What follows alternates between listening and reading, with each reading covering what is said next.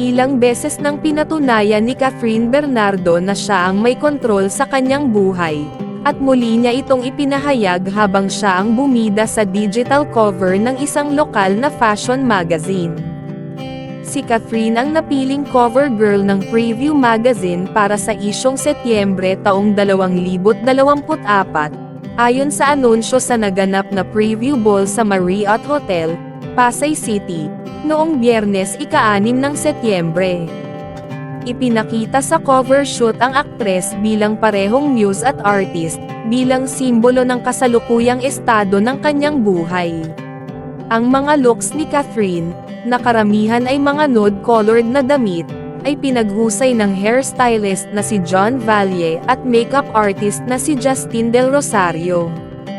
Ang kanyang mga kasuotan ay idinisenyo ni Rick Rossos, Gabby Sarenas, Nerec Beltran, Martin Bautista, at Joseph Bagasaw, na makikita sa kanilang joint Instagram post.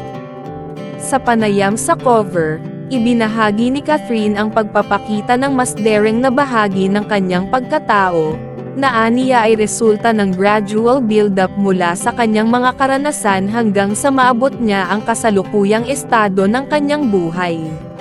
Inamin din ng aktres na ang kanyang paglaki sa harap ng kamera ay nagdulot ng overthinking kung paano niya ihaharap ang sarili at paano makikisalamuha sa publiko. I would say na napansin ko rin ang pagbabago. Pakiramdam ko, hawak ko na ang buhay ko ngayon, ang katawan ko, ang mga desisyon ko.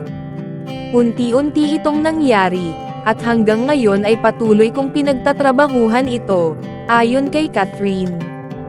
Parang late bloomer ako pagdating sa ganito dahil noon lamang ako nasa early 20s nang maramdaman ko ang pagbabagong ito. Dagdag pa ng aktres na nasa transition stage siya ng kanyang buhay at nais niyang ipakita ang sarili ng may authenticity habang pinapaalalahanan ang kanyang sarili ng kanyang halaga. Nasa transition stage ako ng buhay ko.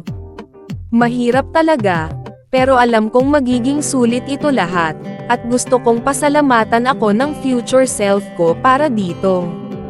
Sa ngayon, hindi pa tapos ang artwork, diin niya.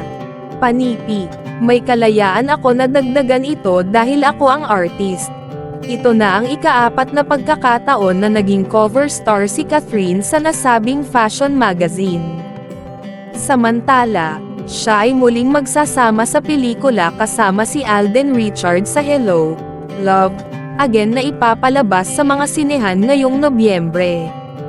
Bagamat wala pang masyadong detalye tungkol sa kwento, sinabi nilang ito ay iikot sa pag-usbong ng mga karakter nilang sina Joy at Ethan.